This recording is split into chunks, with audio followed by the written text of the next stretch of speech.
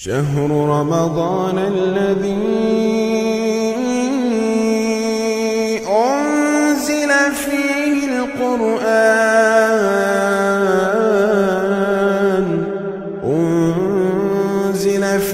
القرآن هدى للناس وبينات من الهدى والفرقان. السلام علیکم ورحمۃ اللہ وبرکاتہ. بسم اللہ الرحمن الرحیم. قرآن حکیم کے 22ویں اور 23ویں پارے کی تفسیر کا خلاصہ پیش کیا جا رہا ہے. سورہ احزاب چل رہی ہے.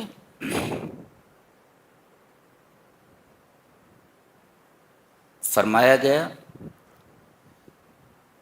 النبی اولی بالمؤمنین من انفسہم وازواجہ امہاتہم، کہ نبی مومنوں سے ان کی جانوں سے بھی زیادہ قریب ہیں. وَأَزْوَاجُهُ أُمَّهَاتُهُمْ، اور نبی کریم صلی اللہ علیہ وسلم کی جو بیویاں ہیں، ازواج ہیں، یہ امت کی مائیں ہیں. اسی وجہ سے ان کو امہات المؤمنین کہا جاتا ہے. اس اعتبار سے نبی کریم صلی اللہ علیہ وسلم امت کے باپ ہوئے. یہاں ازواج مطہرات کی عظمت بیان کی گئی ہے کہ آپ کی ازواج تمام امت کے مومنین کی مائیں ہیں.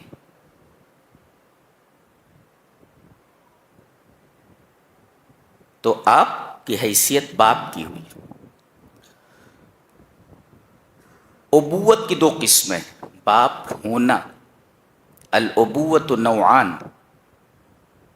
باپ ہونا یعنی ابوت کی 2 قسمیں ہیں. ایک ہے ابوت نسبی، ہی التی تکون سببا للوجود فی الحیات. یہ جو نسبی ابوت ہوتی ہے،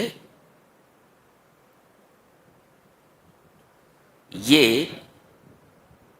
وجود کا سبب ہوتی ہے. جیسے باپ سے بیٹا وجود میں آتا ہے، تو گویا کہ باپ بیٹے کے وجود کا سبب ہے. یہ ابوت نسبی ہے. اور ایک ہے ابوت التربیت و تعلیم، تعلیم اور تربیت اور دینی رہنمائی کی ابوت، جس کو ہم روحانی باپ کہتے ہیں. روحانی باپ. تو آپ امت کے مربی ہیں، معلم ہیں. اس اعتبار سے آپ کا امت سے تعلق ابوت تعلیم و تربیت کا ہے. اور یہ تعلیم و تربیت کی ابوت جو ہوتی ہے، ہی التی تکون سببا للفلاح. یہ جو ابوت ہوتی ہے، باپ ہونا، یہ آخرت اور دنیا کی کامیابی کا سبب ہوتی ہے. تو گویا کہ باپ ہونا، ابوت کی 2 قسمیں، ایک نسبی باپ اور ایک ہے روحانی باپ. تو آپ تمام امت کے لیے روحانی باپ کی حیثیت رکھتے ہیں. اور آپ کی بیویاں امت کی مائیں ہیں. تو جس طرح ماں سے شادی کرنا حرام ہے، حرمت علیکم امہاتکم، تمہاری مائیں تمہارے اوپر حرام کر دی گئی ہیں، یہ ابدی محرمات میں سے ہیں کہ کبھی ان سے شادی نہیں ہو سکتی. اللہ تبارک و تعالیٰ نے ان کو بیٹوں کے اوپر حرام کر دیا ہے. تو جب یہ امت کے مومنین کی مائیں ہیں تو امت کے مومنین امہات المومنین کے بیٹے ہوئے. اس وجہ سے کوئی بھی مومن ان سے شادی نہیں کر سکتا. ماں کی طرح ہیں. یہاں امہات المومنین کی عظمت اور ان کی فضیلت بتائی گئی ہے.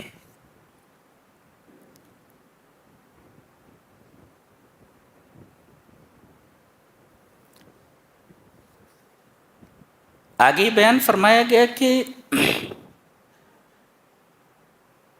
تکالیف شرعیہ میں مرد اور عورت دونوں برابر ہیں.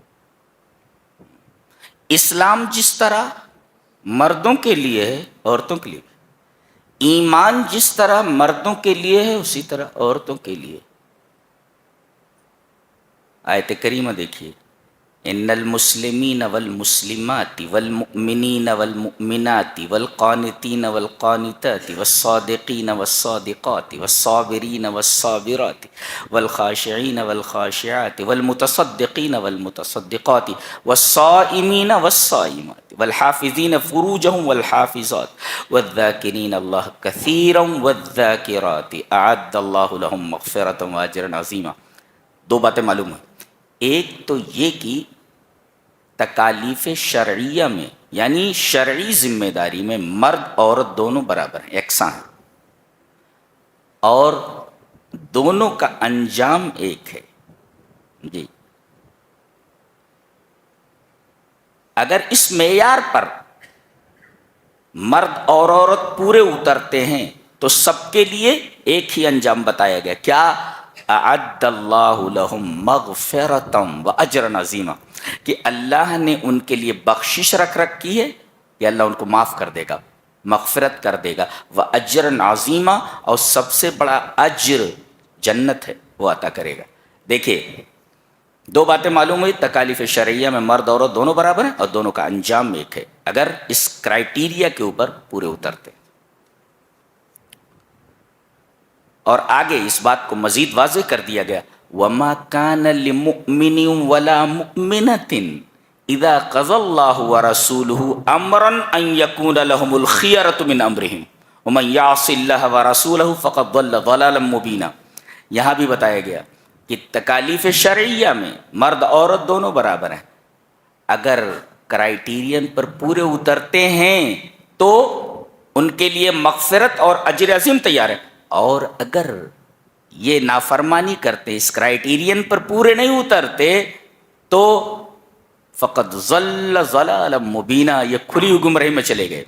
آیت کریمہ کا آغاز دیکھیے، کسی مومن کے لیے، مومن مرد کے لیے، ولا مؤمنۃ، کسی مومنہ عورت کے لیے یہ جائز ہی نہیں ہے، ممکن ہی نہیں ہے. اذا قضى اللہ ورسولہ امرا، کہ اللہ اور اس کے رسول کسی بات کا فیصلہ کر دیں تو ان یکون لہم الخیرۃ من امرہم، تو ان کو کوئی اختیار رہ جائے، کرنا ہی ہے، اختیار باقی نہیں رہتا. اللہ اور اس کے رسول نے فیصلہ کر دیا کہ یہ کرنا ہے، you have to do it, تمہیں کرنا ہے، so you have to do it, تمہیں کرنا ہی ہے. آپ کو آپشن نہیں ہے کہ ہم کریں یا نہ کریں.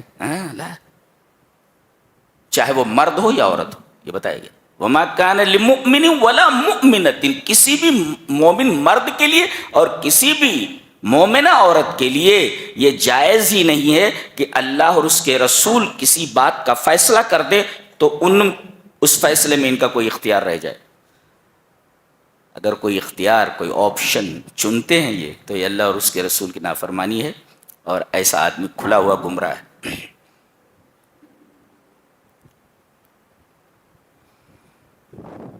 ایک مسئلہ بیان کیا جا رہا ہے کہ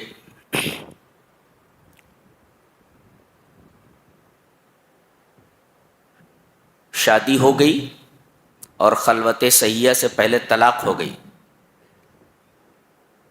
خلوت صحیحہ سے پہلے طلاق ہو تو عدت نہیں ہے. جی وہ بتائیے. یا ایھا الذین آمنوا اذا نکحتم المؤمنات، تم مومنہ عورتوں سے نکاح کرتے ہو، ثم طلقتموہن، طلقتموهن من قبل ان تمسون، ان کو چھونے سے پہلے ان کو طلاق دے دے تو فما لکم علیہن من عدۃ تعتدون، تو ان کے اوپر عدت نہیں ہے، انہیں کچھ دے دلا کر کے اچھے انداز سے رخصت کر دو. فمتعوهن وسرحوهن سراحا جمیلا. یہاں حجاب کا حکم دیا جا رہا ہے، پردے کا.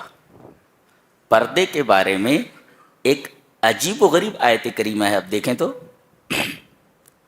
وَإِذَا سَأَلْتُمُوهُنَّ مَتَاعًا فَاسْأَلُوهُنَّ مِنْ وَرَاءِ حِجَابٍ ذَلِكُمْ أَطْهَرُ لِقُلُوبِكُمْ وَقُلُوبِهِنَّ. دیکھیے ازواج مطہرات سے بھی، جبکہ وہ امت کی مائیں ہیں، ان سے بھی اگر کوئی چیز کوئی سامان تم مانگ رہے ہو تو پردے کے پیچھے سے مانگو، ان کے سامنے نہیں آ سکتے. یہ عجیب و غریب مائیں ہیں.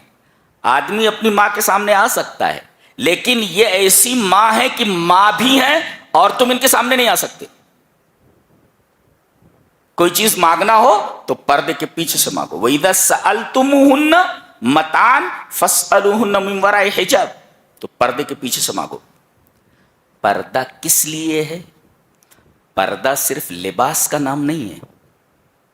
لیس الحجاب الستر ومجرد اللباس، صرف پردے کا اور لباس کا نام، نقاب اوڑھ لینے کا نام پردہ نہیں ہے. پھر کیا پردہ ہے؟ بلکہ طہارت القلوب وتجنب الفتن، دل پاک ہونا چاہیے اور فتنوں سے بچنا چاہیے.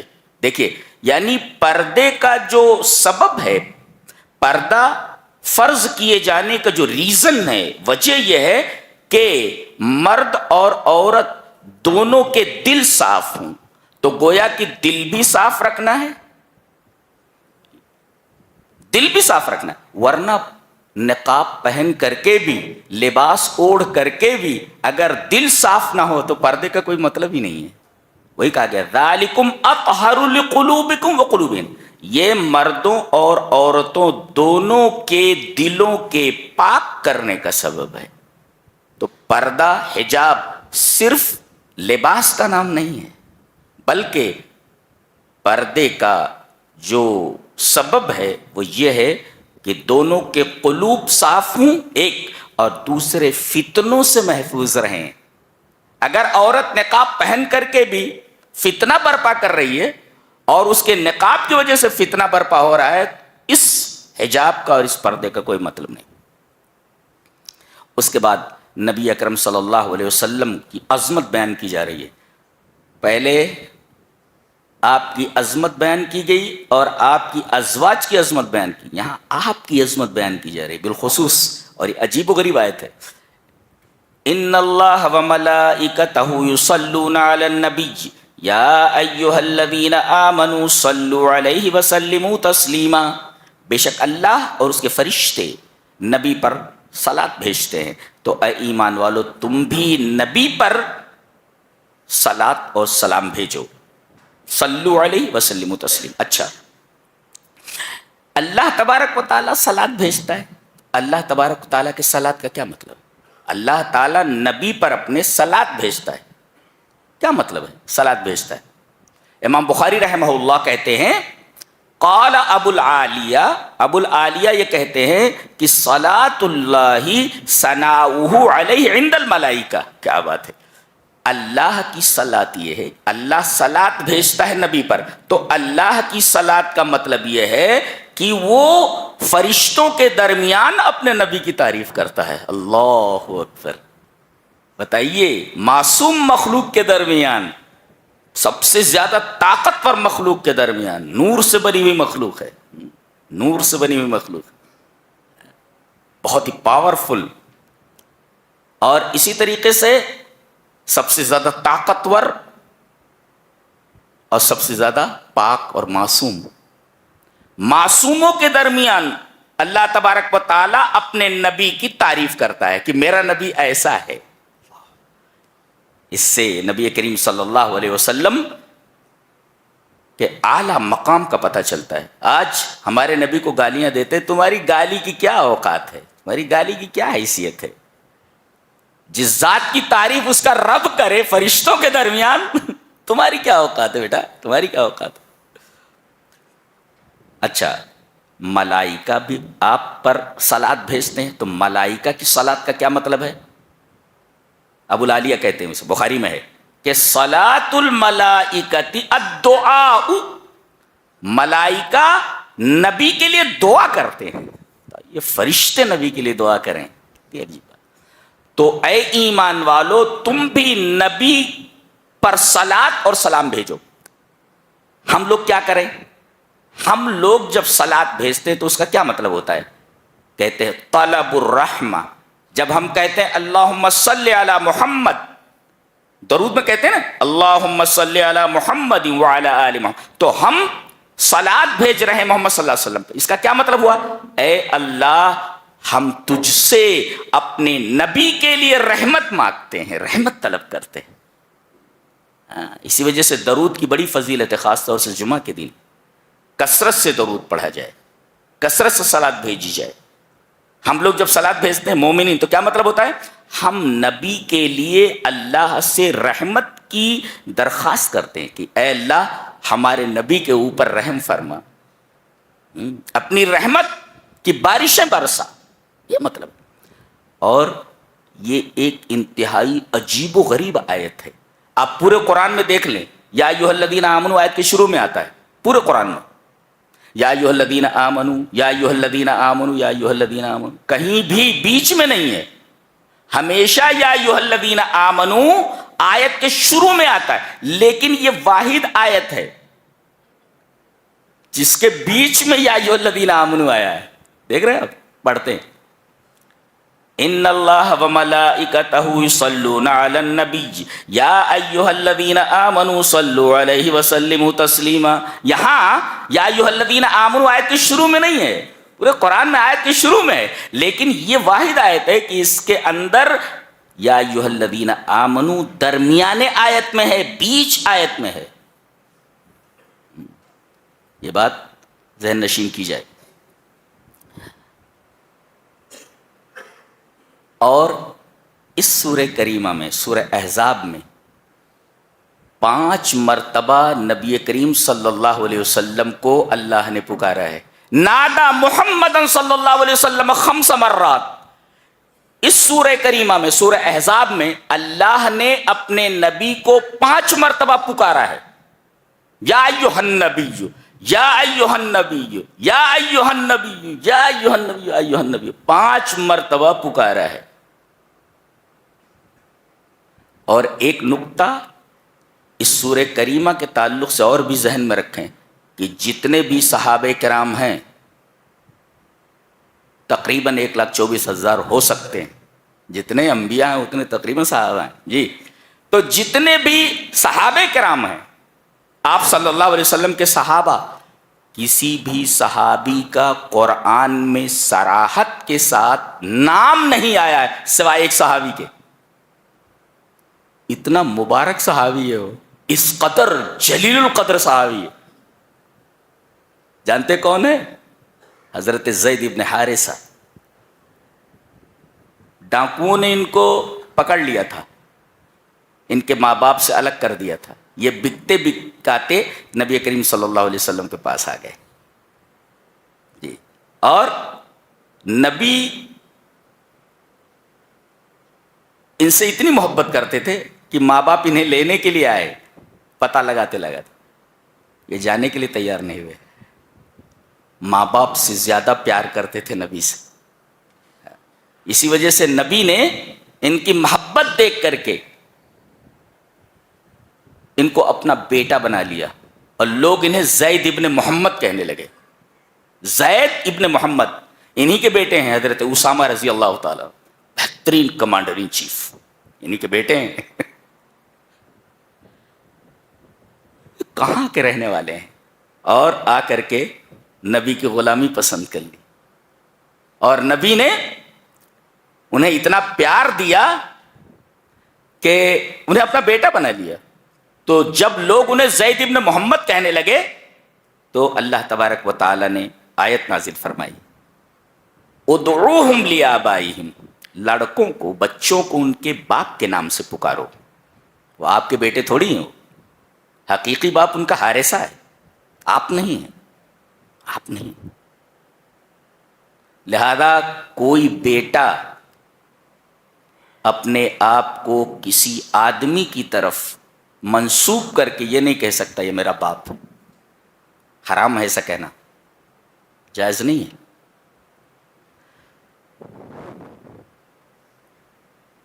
یہ واحد صحابی ہے، کیا نام ہے ان کا؟ حضرت زید. آیت کریمہ دیکھیں، فلما قضى زید منها وطرا، زید منها.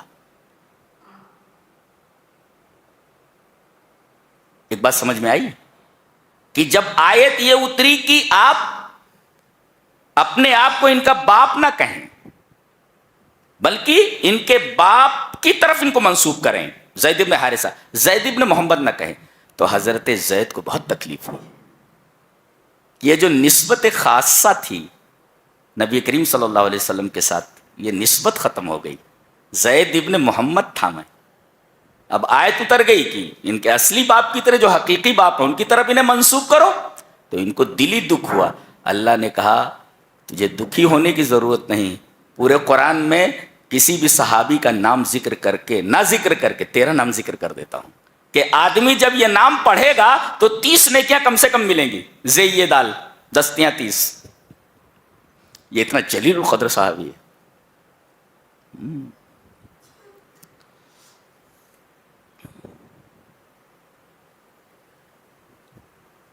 یہ اس سورہ کریمہ کے تعلق سے کچھ ضروری اور اہم باتیں تھیں. آگے سورہ سبا ہے. سبا ایک بہت ہی خوبصورت شہر کا نام تھا. ناشکری کی وجہ سے اللہ تبارک و تعالی نے اس پورے شہر کو ڈیم کے پانی کی نظر کر دیا. ڈیم کا پانی پھوٹ پڑا اور سارے باغ تباہ ہو گئے، اور لوگ جو داد عیش دیتے تھے اللہ تبارک و تعالیٰ نے ان کا کان پکڑ کر کے فٹ پاتھ پر لا کر کھڑا کر دیا. اس سے پہلے شہر سبا کے واقعے سے پہلے حضرت داؤد علیہ السلام کا واقعہ بیان کیا گیا ہے کہ ہم نے داؤد کو اپنی طرف سے ایک فضل عطا کیا تھا. فضل عطا کیا.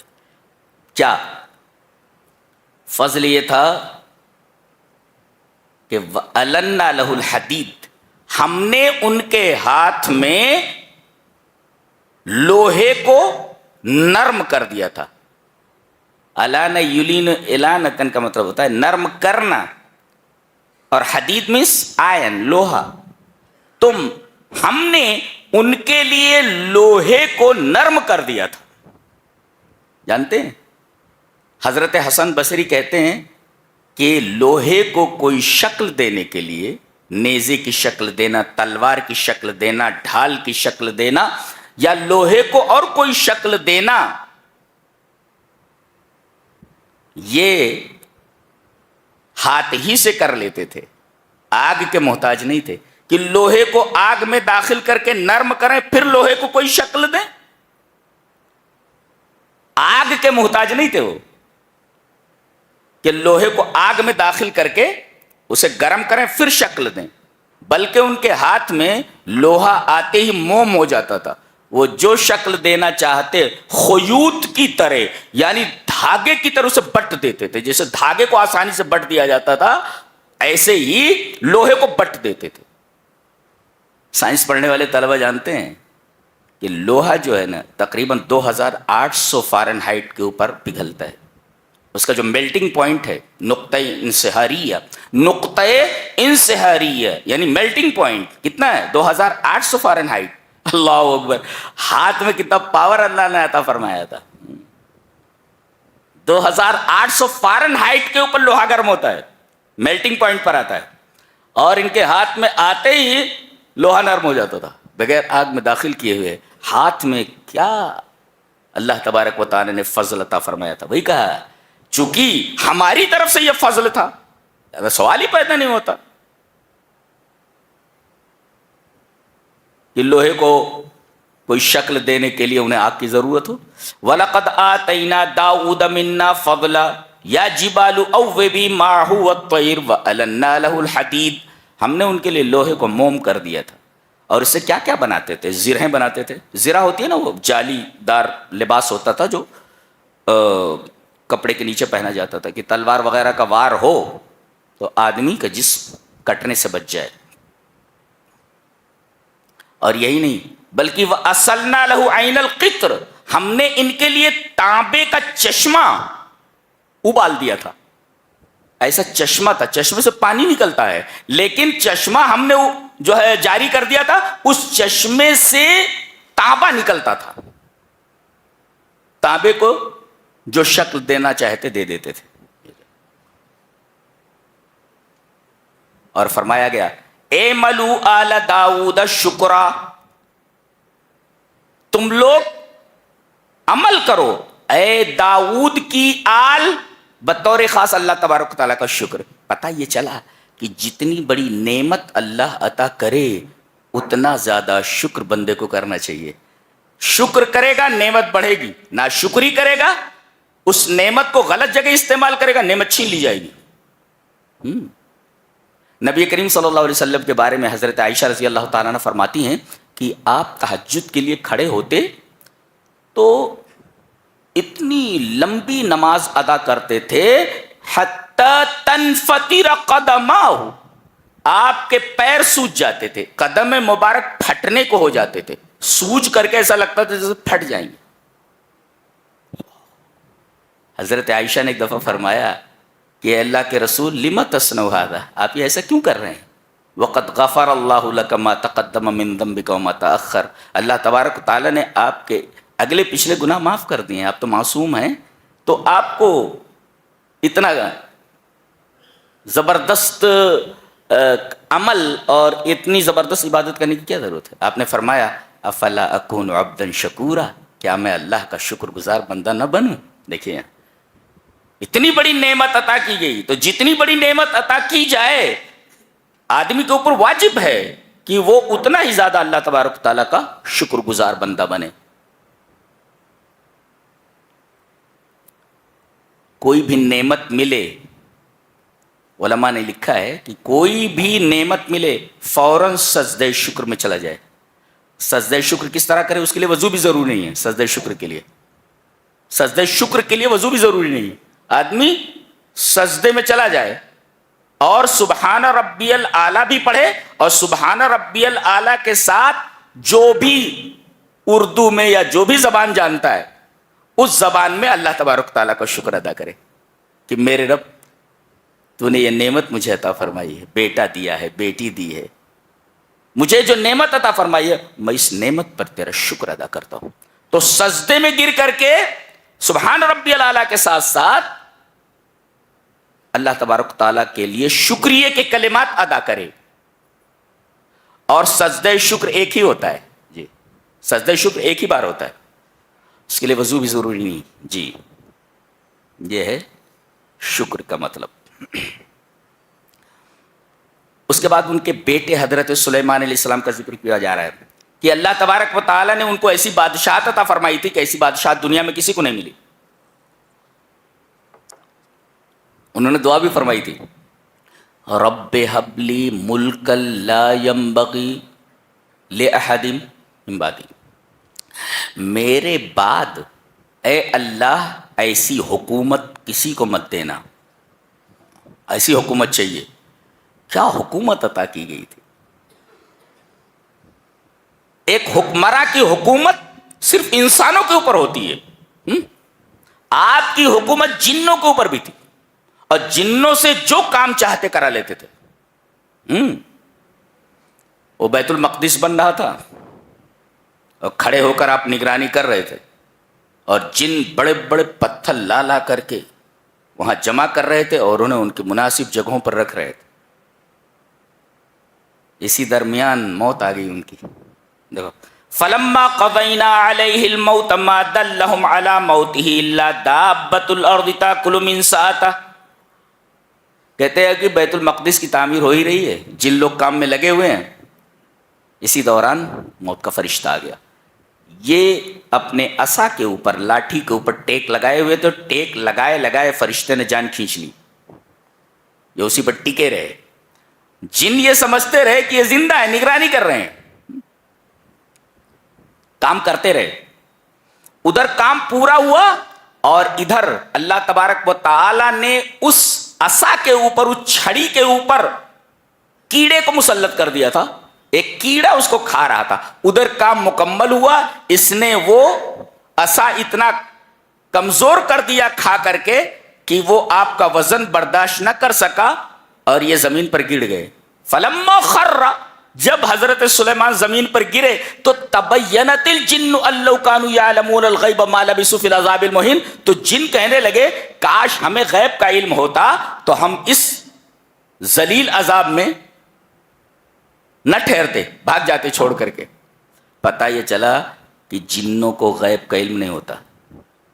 موکل بنے بیٹھے ہوئے لوگ, ہاں ہمارے پاس جن ہے, ہاں ہم جن سے جو چاہیں کروا لیں. رے بتایا گیا کہ سامنے آدمی مرا ہوا کھڑا ہے, مر چکا ہے, سارے جنوں کو معلوم نہیں کہ یہ زندہ یا مرا ہوا ہے, تمہارے پاس موکل ہے. واہ بھائی واہ. اور یہ جتنے دعویٰ کرتے ہیں کہ ہمارے پاس موکل ہیں, یہ معاشرے کے سب سے بھکاری اور سب سے فقیر ٹائپ کے لوگ ہوتے ہیں. یہ دعویٰ کر کے صرف پیسہ حاصل کرنا ان کا مقصود اصلی ہوتا ہے, بقیہ کچھ بھی نہیں. یہ کہہ رہے ہیں اگر ہمیں غیب کا علم ہوتا تو کام چھوڑ کر بھاگ گئے ہوتے. دیکھ رہے ہیں, جنوں کو بھی غیب کا علم نہیں ہوتا, اللہ کے علاوہ کسی کو غیب کا علم نہیں. فرشتوں تک کو غیب کا علم نہیں, چاہے جائے گی جنوں کو, نوری مخلوق کو نہیں ہے تو ناری مخلوق کو کیسے ہو سکتا ہے؟ اور جب ناری مخلوق کو بھی نہیں ہے, نوری مخلوق, تو خاکی مخلوق کو کیسے غیب کا علم ہو سکتا ہے؟ لا یعلم الغیب الا اللہ, اللہ کے علاوہ کسی کو غیب کا علم نہیں.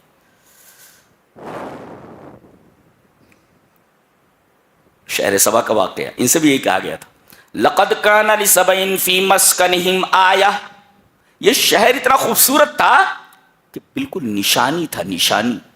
ہاں اس کا جو جائے وقوع تھا, مسکن جائے وقوع اس کا ایک نشانی تھا. جنتان عن یمین و شمال, دو باغ تھے دائیں بائیں, عن یمین و شمال. اور کہا گیا تھا کلوا من رزق ربکم. زبردست آمدنی ہو رہی ہے, ہر طرح کے پھل میسر ہیں, تو اپنے رب کا رزق کھاؤ, واشکروا لہ, اور اس کا شکر ادا کرو. ان سے بھی وہی کہا گیا تھا شکر ادا کرو. اور کہا گیا کہ بلدۃ طیبۃ, یہ بہت ہی پاک شہر تھا. طیب نے پاک, کلمہ طیب کہتے ہیں نا, کلمہ طیبہ یعنی پاک کلمہ. تو بلدۃ طیبہ, پاک شہر. کہتے ہیں اس شہر میں مچھر نہیں تھے, اس شہر میں بچھو نہیں تھے, اس شہر میں سانپ نہیں تھے, کوئی بھی موذی جانور اس شہر میں نہیں پایا جاتا تھا. بلدۃ طیبہ. کیا جب نہیں مانے تو یہ جو ان کے باغات کی آبیاری ہوتی تھی وہ ایک ڈیم کے پانی سے ہوتی تھی. پہلے کیا ہوتا تھا, بارش پہاڑوں پر برستی اور بہہ کر کے وادیوں میں ضائع ہو جاتی. تو لوگوں نے جمع ہو کر کے ایک ڈیم بنایا کہ پہاڑوں کے اوپر جو بارش برسے اسے روک لیا جائے, وادیوں میں بہہ کر ضائع نہ ہونے دیا جائے. تو پانی بہہ کر کے ڈیم میں جمع ہو جاتا. اور انہوں نے کئی کھڑکیاں اس کے اندر بنا رکھی تھی, جتنی پانی کی ضرورت ہوتی اتنی بڑی کھڑکی کھول لیتے اور اپنے باغ کی آبیاری کر لیتے. جب انہوں نے ناشکری کی تو وہی ڈیم جو ان کی خوشحالی کا سبب تھا ٹوٹ گیا اور پورا کا پورا باغ بہہ کر کے ختم ہو گیا. تو نعمت ملے تو نعمت کا شکر ادا کرنا چاہیے, یہ ضروری ہے, یہ تعلیم دی گئی ہے.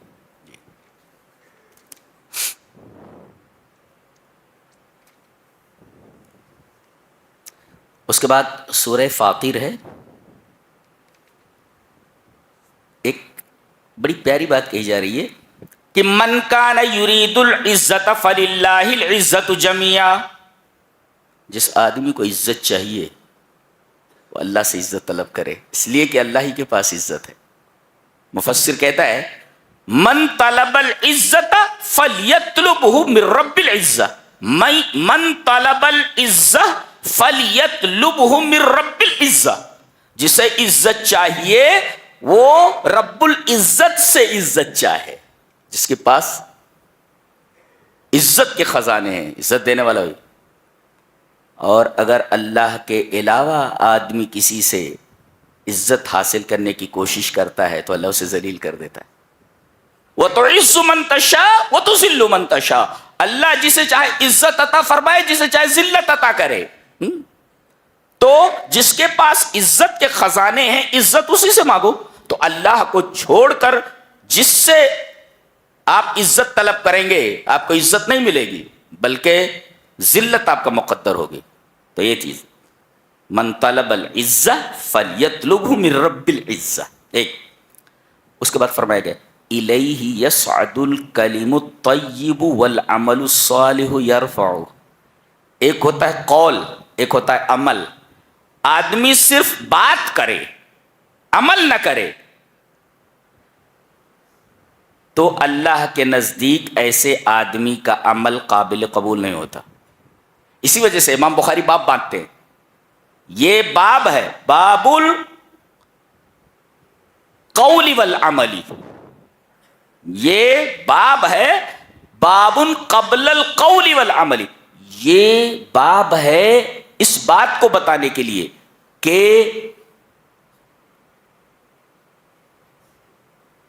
بولنے سے پہلے علم ہونا چاہیے اور آدمی بولے تو علم کی روشنی میں بولے اور جو بول رہا ہے اس کے اوپر عمل کرے.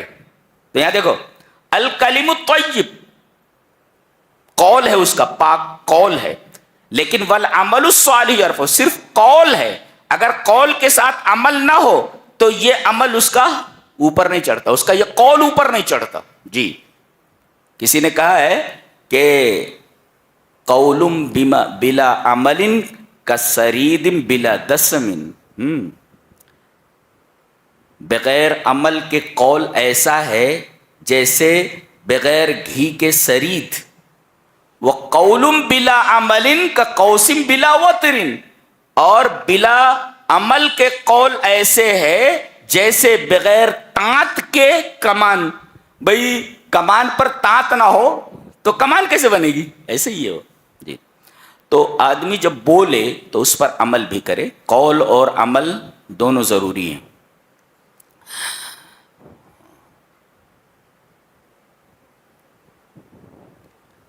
اس کے بعد ایک حیرت انگیز بات بتانے جا رہا ہوں، غور سے سنیں اس کو. وہ آپ لوگوں نے پڑھا ہوگا کہ کانٹینجنسی کیا ہوتی ہے. اس کو مثال سے سمجھاتا ہوں. کہتے ہیں اس کائنات کا کوئی معبود نہیں ہے، کائنات ایٹ رینڈم ایسے بن گئی ہے، اتفاق سے وجود میں آ گئی. تو اس کو اس طرح ثابت کیا جاتا ہے کہ یہ اینٹ ہے ایک ایسے جھکی ہوئی ہے اور اس کے آگے ایک اینٹ ہے وہ بھی جھکی ہوئی ہے، اس کے آگے ایک اینٹ ہے وہ بھی جھکی ہوئی ہے، اس کے آگے ایک اینٹ ہے وہ بھی جھکی ہوئی ہے، ایسے جھکی ہوئی ہے ایسے. اس کے آگے ایک اینٹ ہے وہ بھی جھکی ہوئی ہے، آخری جو اینٹ ہے وہ بھی جھکی ہوئی ہے اور سلسلہ ختم ہو گیا ہے. سوال یہ ہے کہ یہ اینٹ جھکی ہوئی ہے اس کے اوپر، یہ اینٹ جھکی ہوئی ہے اس کے اوپر، اور آخری اینٹ وہ بھی جھکی ہوئی ہے، گری کیوں نہیں؟ گر جانا چاہیے نا، گر جانا چاہیے. پتہ یہ چلتا ہے کہ وہاں کوئی ایسی چیز ہے جو آخری اینٹ کو روکے ہوئے ہے، ورنہ وہ بھی گر جاتی ہے ایسے. ایسے ہے نا، ایسے پھر یہ بھی ایسے ہی ہے، پھر یہ اینٹ بھی ایسے ہی ہے، پھر یہ اینٹ بھی ایسے ہی ہے. لیکن ہم آخری اینٹ کو دیکھ رہے ہیں کہ وہ گر نہیں رہی ہے، ورنہ ساری کی ساری اینٹیں لیٹ جاتی. وہ گر نہیں رہی ہے. اس کی وجہ سے یہ اینٹیں جھکی تو ہیں, انکلائنڈ تو ہیں, لیکن فال نہیں ہو رہی, گر نہیں رہی ہیں. کیوں؟ اس لیے کہ آگے کوئی سہارا ایسا ہے جو کسی اور کے اوپر سہارا لیے ہوئے نہیں ہے, وہی اللہ ہے, وہی نیسیسری بینگ ہے. اور اسی کو کانٹینجنسی کہا جاتا ہے. جی بھائی ایک اینٹ جھکی ہوئی ہے دوسری کے اوپر, دوسری جھکی ہوئی ہے تیسری کے اوپر, تیسری جھکی ہوئی چوتھی کے اوپر. ہم ایک آخری اینٹ کو دیکھ رہے ہیں کہ وہ جھکی ہوئی ہے مگر گر نہیں رہی ہے, اور اینٹوں کا سلسلہ ختم ہو گیا ہے. اب آپ کیا کہیں گے کہ وہ اینٹ کسی ایسی چیز پر سہارا لیے ہوئے ہے جو جھکا ہوا نہیں ہے, جو جھکی ہوئی نہیں ہے. اگر وہ بھی جھکی ہوئی ہوتی تو وہ آخری اینٹ بھی جھک جاتی, گر جاتی ہے, اور یہ سب کے سب گر جاتے. پتہ یہ چلا کہ کوئی چیز آخر میں ہے جو آخری اینٹ کو سہارا دیے ہوئے ہے, اسی کو نیسیسری بینگ کہا جاتا ہے. قرآن حکیم نے وہی بات کہی, یا ایھا الناس انتم الفقراء الی اللہ, اے دنیا کے تمام انسانوں تم اللہ کے محتاج ہو. ایک اینٹ محتاج ہے, اس کی یہ محتاج ہے, اس کی یہ اینٹ محتاج ہے, اس کی, اور ساری اینٹیں محتاج ہیں اس کی جن کے اوپر, جس کے اوپر وہ آخری اینٹ سہارا لیے ہوئے ہیں. دے تو افتقار کا یہ سلسلہ ایک غنی کے اوپر ختم ہو جائے. سب فقیر ہوں تو پیسہ کہاں سے آئے گا؟ ایک غنی ہونا چاہیے نا جو ان کو پیسہ دے. یہ بھی فقیر, یہ بھی فقیر, یہ بھی فقیر, یہ بھی فقیر, یہ بھی فقیر. تو آخر میں ایک غنی ہونا چاہیے نا جو ان کو پیسے دے. وہی کہا گیا افتقار کا یہ سلسلہ کسی غنا کے اوپر ختم ہونا چاہیے. اسی کو کہتے ہیں کنٹینجنسی, اسی کو کہتے ہیں نیسیسری بینگ. جی یا ایھا الناس انتم الفقراء الی اللہ واللہ هو الغنی الحمید, اے دنیا کے تمام انسانوں تم سب کے سب محتاج ہو. تو محتاج کو ضرورت ہے کسی غنی کی. اللہ نے فرمایا وہ غنی میں ہوں, تم سب کے سب فقیر. تو افتقار کا یہ سلسلہ مجھ پر آ کر رک جاتا ہے. یہ سارے آخری فقیر بھی یہ اللہ تبارک و تعالیٰ کا محتاج ہے, یہاں رک گیا. افتقار کے سلسلہ غنا پر آ کر رک گیا.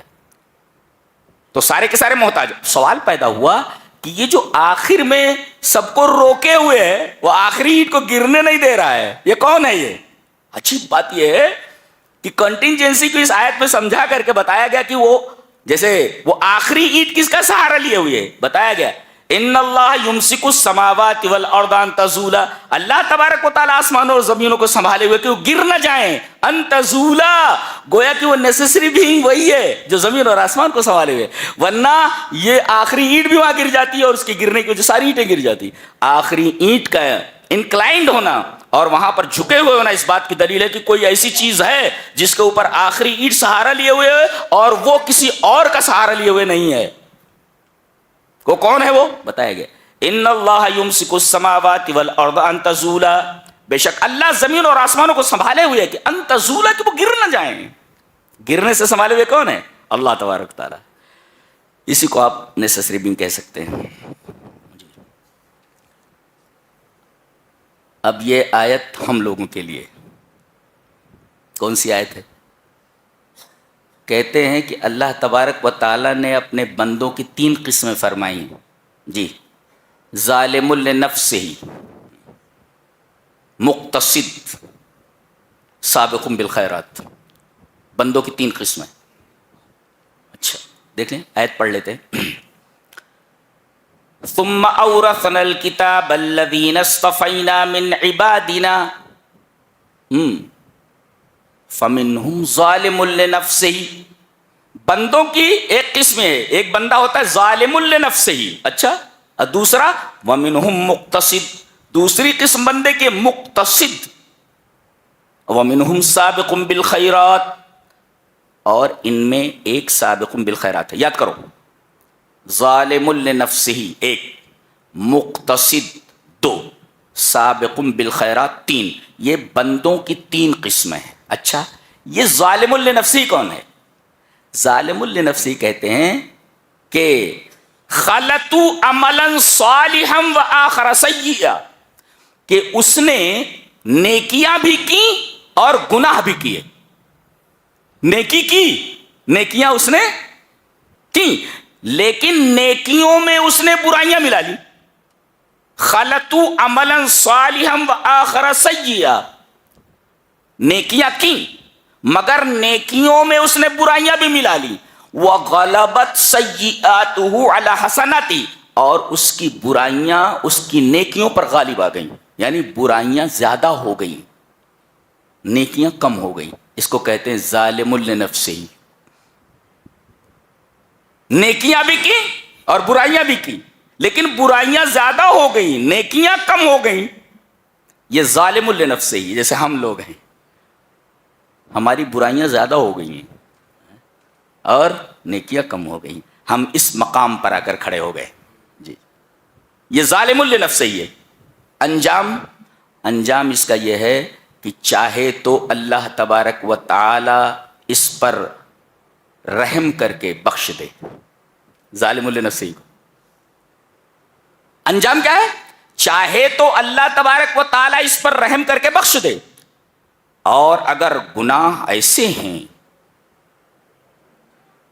کہ وہ رحم کے قابل نہیں ہے تو اسے اللہ جہنم میں ڈال دے گا، اور اپنے گناہ کے بقدر وہ جہنم میں مدتوں تک رہے گا، اور ایک دن اللہ اسے نکال کر کے جنت میں ڈال دے گا. یہ ہے ظالم لنفسہ. سمجھ میں آیا؟ نیکیاں کی، برائیاں بھی کی، نیکیوں اور برائیوں کو ملا لیا، نیکیوں میں برائیوں کو ملا لیا، اور برائیاں زیادہ ہو گئی، نیکیاں کم ہو گئیں. انجام چاہے تو اللہ رحم کر کے اسے بخش دے، جنت دے دے، لیکن کچھ گناہ ایسے ہو گئے ہیں جو رحم کے قابل نہیں ٹھہراتے ہیں اس کو، تو اللہ اس کو جہنم میں ڈال دے گا، اور اس کے گناہ کے بقدر جہنم میں اس کو سزا دی جائے گی، اور اس کے بعد اس کو جنت میں ڈال دیا جائے گا. یہ ظالم لنفسہ ہے. تو کم سے کم اس کیٹیگری میں مت آئیے. اتنا کیجئے کہ برائیاں ہوں لیکن ہماری نیکیاں ہمارے برائیوں پر غالب ہوں. اچھا، دوسرا کون ہے؟ وَمِنْهُمْ مُقْتَصِدٌ. جی، نیکیاں بھی کی ہیں اس نے، اور فرائض کو ادا کیا ہے، حرام چیزوں سے دور رہا ہے، برائیاں نہ کے برابر ہیں، برائیاں نہ کے برابر ہیں، لیکن ایک چیز اس کے اندر ہے کہ یہ بڑھ چڑھ کر نیکیوں میں حصہ نہیں لیتا. فرائض ادا کر رہا ہے، نماز پڑھ رہا ہے، روزے رکھ رہا ہے، جتنے احکامات ہیں ان کے اوپر عمل کر رہا ہے، فرائض کو ادا کر رہا ہے، اداء الفرائض ہے، وترک المحارم وترک المحرمات، اور حرام چیزوں کو چھوڑ رہا ہے.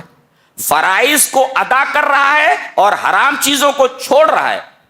اللہ نے فرمایا یہ کرنا ہے، میرے رب کر رہا ہوں، یہ نہیں کرنا ہے، میرے رب نہیں کرتا. میں فرائض کو ادا کر رہا ہے اور حرام چیزوں سے بچ رہا ہے، لیکن اس کے اندر بڑھ چڑھ کر نیکی کے کاموں میں حصہ لینے کی ہمت نہیں ہے. اس کے اندر یہ چیز نہیں ہے. کیا کرے گا اللہ؟ چلا جائے ادھر، یحاسب حسابا یسیرا، اللہ اسے آسان حساب لے لے گا. خل لے جائے، یحاسب حسابا یسیرا، اللہ اس سے ہلکا حساب لے گا، اور ظالم لنفسہ یہ کڑا حساب ہو لے گا. وہ اس سے ہلکا حساب، یحاسب حسابا یسیرا، اور جنت میں داخل کر دیا جائے گا. پہلے سے سخت سوالات و جوابات ہوں گے ظالم لنفسہ سے. اب اگر چاہے اللہ اسے اپنے رحم کی وجہ سے بخش دے، اور چاہے تو اسے جہنم میں ڈال کر کے پھر نکالے. ایک، اور یہ مقتصد ہے، اللہ اس سے ہلکا سا حساب لے کر کے چھوڑ دے، یحاسب حساب. اب تیسرا آ رہا ہے، کون؟ فرائض کو ادا کیا، محرمات کو چھوڑ دیا، حرام کاموں سے بچا رہا، اور نیکی کے کاموں میں بڑھ چڑھ کر حصہ لیتا رہا. اسی کو کہتے ہیں سابقم بالخیرات، نیکی کے کاموں میں بڑھ چڑھ کر حصہ لینے والا. اللہ فرمائے گا لاؤ اس کو، لائے گا، اس سے کوئی حساب و کتاب نہیں لیا جائے گا. یدخل الجنت بغیر حساب، بغیر حساب کے اس کو جنت میں داخل کر دیا جائے گا. ایک سے سخت حساب لیا گیا، اور ایک سے ہلکا حساب لیا گیا، اور ایک سے حساب ہی نہیں لیا گیا، اور ان تینوں کا ذکر اس آیت کریمہ میں کیا گیا، اور تینوں کے بارے میں کہا گیا کہ تینوں جنت میں جائیں گے. عجیب بات تو یہ ہے، ظالم لنفسہ بھی جنت میں جائے گا مار کھانے کے بعد، یا اللہ کے رحم کے دائرے میں آ کر کے، اور مقتصد تو جنت میں جائے گا ہی، اور سابقون بالخیرات بھلائی کے کاموں میں سبقت کرنے والا آگے بڑھ چڑھ کر حصہ لینا. یہ بھی آگے یہی کہا گیا. آیت دیکھ لیں پہلے. فَمِنْهُمْ ظَالِمٌ لِّنَفْسِهِ وَمِنْهُمْ مُقْتَصِدٌ وَمِنْهُمْ سَابِقٌ بِالْخَيْرَاتِ بِإِذْنِ اللَّهِ ذَلِكَ هُوَ الْفَضْلُ الْكَبِيرُ. جنات عدن يدخلونها.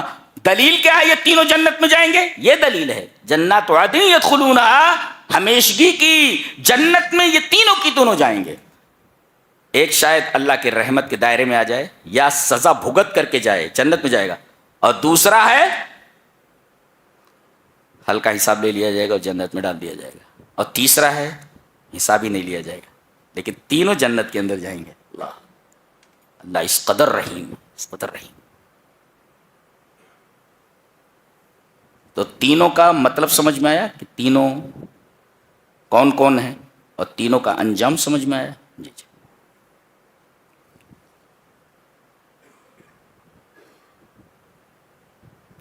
جہنم میں جب ڈال دیا جائے گا تو یہ چلائیں گے, وَهُمْ يَسْتَرِخُونَ فِيهَا, زور زور سے چلائیں گے,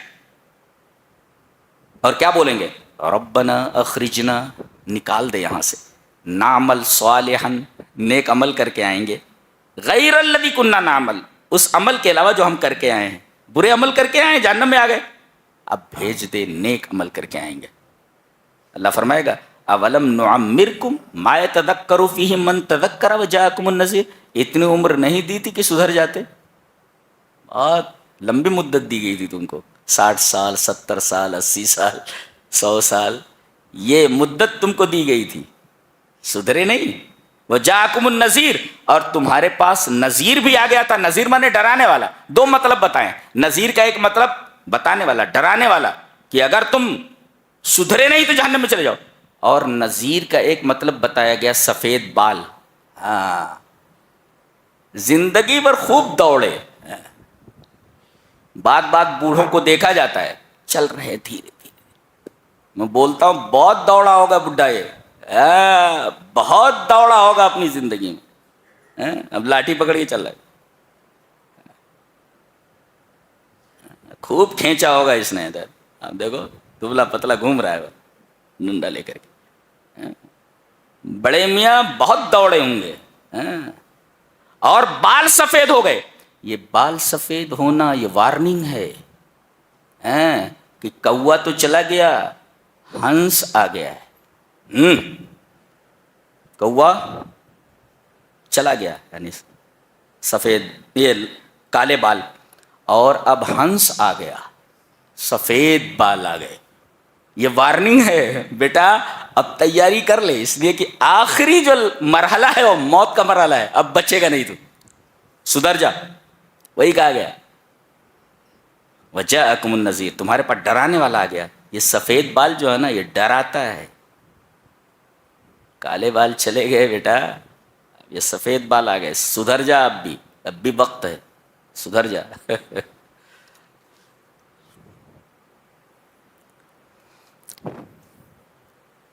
آگے سورہ یاسین ہے,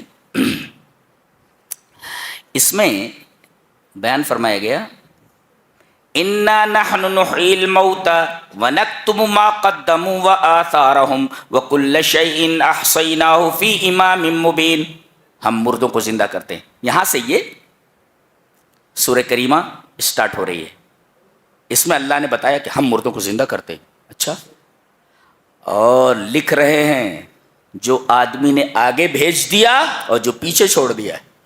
یعنی آگے جو بھیج دیا ہے وہ بھی لکھا ہوا ہے, اور جو پیچھے چھوڑ کر گیا ہے, اگر پیچھے ایسی چیز چھوڑ گیا ہے جس سے لوگ فائدہ اٹھا رہے, جیسے علم ہے, صدقہ ہے, اسکول ہے, مسجد ہے, کنواں ہے, جس سے خلق الہی فائدہ اٹھا رہی ہے, تو مرنے کے بعد بھی ان تمام چیزوں کا اجر آپ کو ملتا رہے گا. اور اگر آپ نے کوئی فتنہ چھوڑ دیا ہے, شرک چھوڑا, بدعت چھوڑا, کوئی گناہ کی جگہ چھوڑ دی, تو اب جب تک یہ گناہ کے کام ہوتے رہیں گے اس کا عذاب مرنے کے بعد بھی تجھے ملتا رہے گا. وہ ہے سنتن حسنہ, اور یہ ہے سنت سیئہ. جو چھوڑ کر جاؤ گے سب لکھا جا رہا ہے. یہاں تک کہ مسجد کی طرف تم آ رہے ہو نا, تم تو نہیں جانتے کتنے قدم آئے ہو, ہم لکھ لیتے ہیں کہ کتنے قدم آئے ہو مسجد کی طرف, اور جاتے وقت گھر تک پہنچتے ہوئے کتنے قدم چلے ہو, یہ سب ہم لکھ لیتے ہیں. کوئی چیز ہماری تحریر سے باہر نہیں. اس کے بعد ایک واقعہ بیان کیا جا رہا ہے. ایک گاؤں تھا, مفسرین یہ کہتے ہیں بعض کہ اس گاؤں کا نام انتاکیہ تھا, لیکن یہ صحیح نہیں ہے. بہرحال کوئی گاؤں تھا, لا یدرا این کان, کہاں تھا یہ پتہ نہیں, بہرحال ایک گاؤں ہے. یہاں رسولوں کو بھیجا گیا. پہلے 2 آئے, دونوں کو جھٹلا دیا انہوں نے. پھر تیسرا ان کی تائید کے لیے آیا, تینوں کو جھٹلا دیا. اور ان سے کیا کہہ رہے ہیں, تم لوگ ہمارے لیے نحوست کی حیثیت رکھتے ہو, منحوس ہو تم, شؤم علینا, ہمارے اوپر تم ایک نحوست بن کر کے وارد ہو گئے ہو, سوار ہو گئے ہو, بڑے منحوس ہو تم. اور دوسرے یہ کہ جتنی مصیبتیں ہمارے اوپر آ رہی ہیں, ہم دیکھ رہے ہیں کہ جب سے تم آئے ہو تب سے یہ مصیبتیں ہمارے اوپر آ رہی ہیں. یہ ساری مصیبتیں جو آ رہی ہیں تمہارے سبب سے آ رہی ہیں. اور اس کے بعد انہوں نے کہا, دھمکی دی, کیا لئن لم تنتہوا لنرجمنکم, اگر اس بستی سے بھاگ نہیں گئے تو لنرجمنکم, پتھر مار مار کر کے ہلاک کر دیں گے. پہلے یہ کہا کہ تم منحوس ہو, پھر یہ کہا کہ تمہاری وجہ سے ساری مصیبتیں ہمارے اوپر آ رہی ہیں, اور تیسرے اگر گئے نہیں تو تمہیں رجم کر دیں گے, ہم پتھر مار مار کر ہلاک کر دیں گے. انہوں نے کچھ نہیں کہا, اتنا کہا, قالوا طائرکم معکم, تمہاری نحوست تمہارے ساتھ ہے, یہ تمہارے عملوں کی نحوست ہے جن کی نسبت تم ہماری طرف کر رہے ہو. ان لوگوں نے ان تینوں کو ختم کرنے کا ارادہ کر لیا کہ مار دو ان کو, یہ بڑے ڈھیٹ ہیں, یہاں سے جانے والے نہیں. گاؤں کے دور کنارے کے اوپر ایک آدمی رہ رہا تھا. اللہ تبارک دیکھو کیا بات ہے, وَجَاءَ مِنْ أَقْصَى الْمَدِينَةِ رَجُلٌ يَسْعَىٰ, اور ایک جگہ وَجَاءَ رَجُلٌ مِنْ أَقْصَى الْمَدِينَةِ يَسْعَىٰ. یہاں گاؤں کا ذکر پہلے ہے, آدمی کا ذکر بعد میں ہے. وہاں آدمی کا ذکر پہلے ہے, گاؤں کا ذکر بعد میں ہے. جی, سورہ قصص میں آدمی کا ذکر پہلے ہے, یہاں اشارہ اس بات کی طرف ہے گاؤں کا ذکر کر کے کہ دیکھو قریب رہنے والے لوگ دعوت قبول نہیں کر پائے, توفیق نہیں ہوئی. دیکھو گاؤں کے باہر کا ایک آدمی اس دعوت کو قبول کر کے ایمان والا ہو چکا ہے. ایک نقطہ یہ ملا کہ اسلام کی دعوت پر لبیک کہنے والے شروع میں جتنے لوگ ہوتے ہیں سب غریب لوگ ہوتے ہیں. جی, نبی پر بھی ایمان لانے والے جتنے تھے تقریباً آپ دیکھیں سب غریب ہی ہیں, غریب ہی ہیں, اللہ ماشاء اللہ. تو گاؤں کے اندر جو لوگ رہتے ہیں امیر ہوتے ہیں, گاؤں کے باہر زمینیں سستی مل جاتی ہیں, گاؤں کے اندر زمینیں بہت مہنگی ہوتی ہیں. گاؤں کے دور دراز منطقے میں رہنے والا آدمی غریب ہی ہوگا نا, وہاں رہتا تھا, وہاں سے دوڑتا ہوا آیا. اور پھر اس نے کہا, ارے تم ان لوگوں کو مارنا چاہتے ہو, اتباع کرو ان کی, یہ جو کہہ رہے ہیں مانو ان کی بات. قال یا قوم اتبعوا المرسلین, اے میری قوم ان رسولوں کی اتباع کرو, ان کی بات مانو. اتبعوا, اب دلیل دے رہا ہے کیوں. اتبعوا من لا يسألكم اجرا, یہ آ کر کے تمہیں بری بات بتا رہے ہیں کیا, اچھی بات بتا رہے ہیں نا. ہاں اچھی بات بتا رہے, کوئی بری بات نہیں کر رہے. اچھا ٹھیک ہے, تو پیسے مانگ رہے کیا, من لا يسألكم اجرا, پیسے مانگ رہے کیا, اجر مانگ رہے. بولے نہیں. وہم مہتدون, اب یہ بتاؤ ان کا کیریکٹر کیسا ہے, کیریکٹر لیس ہیں کیا یہ. بولے نہیں, کیریکٹر بھی اچھا ہی ہے. ارے اللہ کے بندو, تو جب اچھی بات بتا رہے ہیں, پیسے بھی نہیں مانگ رہے اور کیریکٹر بھی ان کا اچھا ہے, بھلے لوگ ہیں, تو ان کو تم مارنے کیسے جا رہے ہو. سمجھ میں بات آ رہی ہے. یہ 3 باتیں پیش کی, 3 اوصاف پیش کیے انہوں نے رسولوں کے. کس نے, اس آدمی نے. اس کو کہتے ہیں صاحب یاسین. اور پھر توحید پر تقریر کرنے لگا. وَمَا لِيَ لَا أَعْبُدُ الَّذِي فَطَرَنِي وَإِلَيْهِ تُرْجَعُونَ, مجھے کیا ہو گیا ہے کہ میں اس ذات کی عبادت نہ کروں جس نے مجھے پیدا کیا ہے. اور تقریر کرتے ہوئے اس نے کہا اتخذ من دونی آلہۃ, ایسے معبود میں بنا لوں کہ اگر رحمان یعنی اللہ ارادہ کرے کسی تکلیف کا تو یہ جن کی تم پوجا کرتے ہو یہ کچھ بھی فائدہ تمہیں نہیں پہنچا سکتا. بہت بولتا ہے, پکڑ لو اس کو. مفسرین نے لکھا ہے کہ ان کو پکڑ لیا گیا صاحب یاسین کو, اور کہتے ہیں کہ انہیں پیروں سے رونٹ ڈالا گیا حتی شق بطنہ, یہاں تک کہ ان کا پیٹ پھاڑ دیا گیا. مارتے مارتے ان کا پیٹ پھٹ گیا, کچل دیا لوگوں نے, مار مار کر کے ان کو وہی ختم کر دیا. وَطَعُوهُ وَشَقُّوا بَطْنَهُ, ان کے پیٹ کو پھاڑ دیا انہوں نے. جب لوگ ہٹے تو مر چکا تھا. توحید کے لیے کیسی کیسی تکلیفیں اٹھائی ہیں لوگوں نے. اللہ تبارک تعالی نے فرمایا کہ اس نے میری توحید کے لیے جان دی. فوراً کہا گیا, فرشتے بھیجے گئے, قیل ادخل الجنہ, جنت میں داخل ہو جا. ڈائریکٹ جنت میں, بدن یہیں رہ گیا, اور اس کی روح کو جنت میں سبز پرندوں کے قالب میں رکھ دیا گیا, جیسے شہیدوں کے ساتھ معاملہ کیا جاتا ہے. چل جنت میں چلے جا. اب جنت میں پہنچا تو کہنے لگا یا لیت قومی یعلمون, کاش کے لوگوں کو معلوم ہوتا, میری قوم کو معلوم ہوتا. کیا؟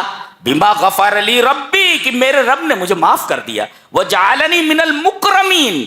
دیکھو یہاں کیا کہا اس نے, ایسا نہیں کہا کہ اللہ تبارک و تعالی نے میرے اس عمل کی وجہ سے اکرمنی, میرا اکرام کیا. نہیں, وہ کہہ رہا ہے کہ میرے اس عمل کی وجہ سے مجھے اللہ تبارک و تعالی نے مکرمین کے زمرے میں شامل کر لیا ہے. اشارہ اس بات کی طرف ہے کہ میرے طریقے پر جو بھی چلے گا, میں تنہا نہیں ہوں, جو بھی میرے طریقے پر چلے گا وہ اکرام کا مستحق ہوگا اللہ تبارک تعالیٰ کی طرف سے. یہ مطلب اس کا, وجعلنی من المکرمین. کیا بات.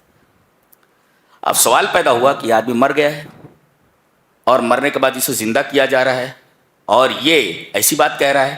ایک نقطہ یہ بھی ملا کہ دیکھو یہ کافروں کے درمیان رہ رہا ہے لیکن اپنی قوم کا کس قدر خیر خواہ ہے. مل کر کے مار دیا اس کو, کہتے ہیں موب لنچنگ. موب لنچنگ کا ثبوت بھی قرآن میں, مار دیا گیا اس کو, مل کر کے ایک آدمی کو مار دیا انہوں نے, موب لنچنگ کر دی گئی اس کی. لیکن پھر بھی یہ خیر خواہ رہا, مرنے کے بعد بھی یہ خیر خواہ رہا. کاش میری قوم جان لیتی. تو مسلمان تو یہ ہوتا ہے جب تک جہاں رہتا ہے خیر خواہ ہی رہتا ہے, مرنے کے بعد بھی اپنی قوم کا خیر خواہ رہا, اپنے ملک کا خیر خواہ ہوتا ہے. وہ ٹیررسٹ کہاں ہوتا ہے, کہنے کی باتیں ہیں, سب کہنے کی باتیں. جی ادھر یہ مرا, شہید ہوا, ادھر اللہ کو اتنا غصہ آیا کہ اس نے چیخ بھیجی, سارے کے سارے لوگ مر گئے, ایک بھی زندہ نہیں بچا. ایک ہی چیخ میں ساری کی ساری بستی ختم کر دی گئی. اللہ نے وہی فرمایا ان کانت الا صیحۃ واحدۃ فاذا هم خامدون. ایک چیخ آئی اور سب ٹھنڈے ہو گئے. یہاں خامدون کا لفظ بڑا عجیب ہے. چیخ آئی تو یہ سب ٹھنڈے ہو گئے, گویا بڑی گرمی چڑھی تھی. نہیں, بڑی گرمی چڑھی تھی. آگ بجھ جائے تو کہتے خمدت النار, آگ بجھ گئی. وہی لفظ استعمال کیا گیا جو آگ کے لیے استعمال ہوتا ہے کہ آگ بجھ گئی. پتا یہ چلا کہ جن کے اندر گرمی بہت ہوتی ہے نا, اللہ تبارک و تعالیٰ ان کی گرمی کو اس طرح بجھا دیتا ہے. لہذا زیادہ گرمی اپنے اندر مت لاؤ کہ تمہیں ٹھنڈا کرنے کے لیے عذاب بھیجا جائے.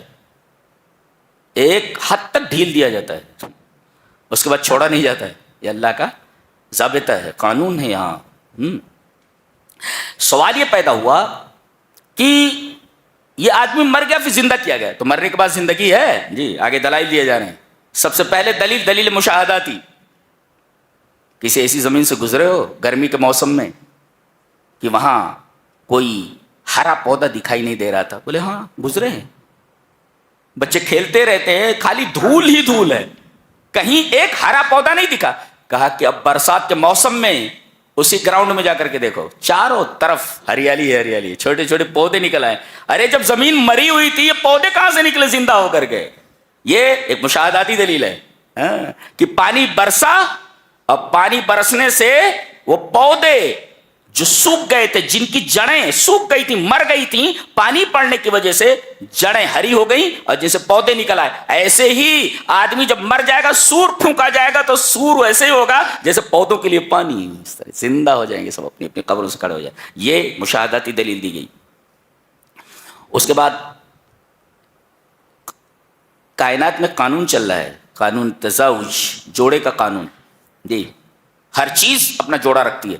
مرد کا جوڑا عورت، عورت کا جوڑا مرد، بلندی کا جوڑا پستی، پستی کا جوڑا بلندی، چھوٹے کا الٹا، چھوٹے کا الٹا بڑا، بڑے کا چھوٹا، میٹھے کا کھٹا، کھٹے کا میٹھا، برے کا نیک، نیک کا برا. یہ دیکھیے قانون تزویج ہے، جوڑے کا قانون ہے. تو ہر چیز اپنا جوڑا رکھتی ہے، لہذا دنیا کا بھی ایک جوڑا ہونا چاہیے، ورنہ دنیا بے مقصد ہو جائے گی. لہذا دنیا کا جوڑا آخرت ہے. اگر دنیا کا کوئی جوڑا نہ ہو تو یہ دنیا بے مقصد ہو جائے گی، بے مقصد ہو جائے گی، بے مقصد ہو جائے. جیسے مرد اگر شادی نہ کرے تو مقصد حاصل نہیں ہوگا. مقصد کیا ہے؟ سکون. مقصد کیا ہے؟ اولاد حاصل نہیں. تو جب چیز اپنے جوڑے سے ملتی ہے تب مقصد حاصل ہوتا ہے، بچہ حاصل ہو. کوئی یہ کہے کہ میں شادی نہیں کروں گا بچہ ہو جائے گا، پاگل ہے یہ، جاہل. تو چیز اپنے جوڑے سے ملتی ہے تب با مقصد بنتی ہے. ایسے ہی دنیا اگر اپنے جوڑے آخرت سے نہ ملے تو دنیا بے مقصد ہو جائے گی. یہ قانون تزویج ہے. اس کے بعد ایک اور مشاہداتی دلیل دی گئی. کیا؟ پہلے کیا ہوتا تھا؟ ایک درخت ہوتا تھا افار، اور ایک ہوتا تھا مرخ. تو پہلے تو ماچس وغیرہ تو تھی نہیں، تو کبھی دو پتھروں کو ایسے رگڑ کر کے آگ نکال لیتے تھے. اور کبھی مرخ اور افار، یہ جو دو درخت ہوتے تھے ان کی ڈالیاں کاٹ لاتے تھے، اور جب ڈالیاں کاٹتے تو ایسے پانی گرتا رہتا تھا، اور اس کے بعد جب دونوں کو رگڑتے تھے تو آگ نکلتی تھی. اللہ نے فرمایا ہرے درخت سے ہم آگ نکالنے پر قادر ہیں.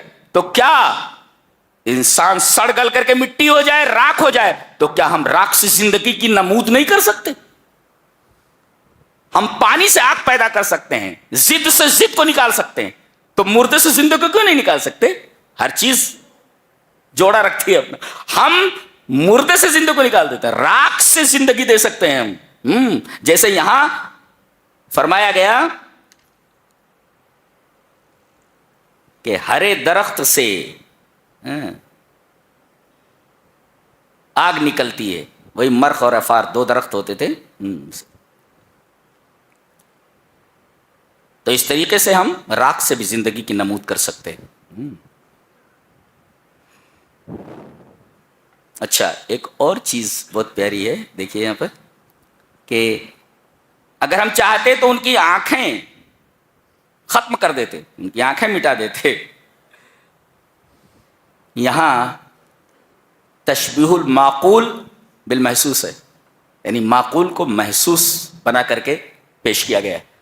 جیسے کسی کی آنکھیں پھوڑ دی جائیں تو راستہ دیکھ نہیں سکتا کہ راستہ کدھر ہے. ایسے ہی آدمی کے دل کی آنکھ پھوڑ دی جائے تو اسے حق کا راستہ نظر نہیں آتا. اگر آدمی کی آنکھ پھوڑ دی جائے تو اسے حصی راستہ نظر نہیں آتا. ایسے اس کی دل کی آنکھ پھوڑ دی جائے تو اسے حق کا راستہ نظر نہیں آتا. اللہ اکبر. تو راستے دو قسم کے، صراط دو قسم کے، ایک حصی اور ایک معنوی. حصی وہ ہے کہ آپ جس پر قدموں سے چل رہے ہیں، اور معنوی راستہ وہ ہے جس پر آپ کے قدم نہیں بلکہ آپ کے دل چلتے ہیں. جی تو یہ جو صراط مستقیم ہے یہ کہاں ہے؟ دکھائیے کدھر دکھتا ہے؟ تو دل کو اس کے اوپر چلائیے، وہ راستہ ہے. اگر اس راستے کے اوپر چلے جس کو صراط معنوی کہا جاتا ہے، جس پر دل چلتے، تو قیامت کے دن وہ حصی راستہ جو دکھائی دے گا اس پر آپ آسانی سے چل سکتے ہیں. یہاں اگر صراط مستقیم کے اوپر جمے رہے تو کل قیامت کے دن اس راستے پر سے آسانی سے نکل جاؤ گے، مستقیم رہو گے جس راستے پر سے گزر کر آپ کو جنت میں جانا ہے. پل صراط المنصوب علی جسر جہنم، جو جہنم کے پل کے اوپر، جہنم کا پل بنایا گیا ہے، وہ رکھا گیا، اس کے اوپر سے آپ کو گزرنا ہے، وہ راستہ ہے، وہ پل صراط ہے، وہ پل صراط. تو یہاں صراط مستقیم پر جمے رہے تو آخرت میں اس صراط سے آپ پار ہو جائیں گے جو حصی صراط ہے. تو گویا کہ اس مانوی صراط سے اگر آپ گزرے، اس پر مستقیم رہے، تو اس صراط حصی یعنی جو جہنم کے اوپر رکھا ہوا اس راستے سے بھی آپ آسانی سے گزر جائیں گے. کیا بات ہے، کیا بات ہے. آگے سورہ صافات ہے.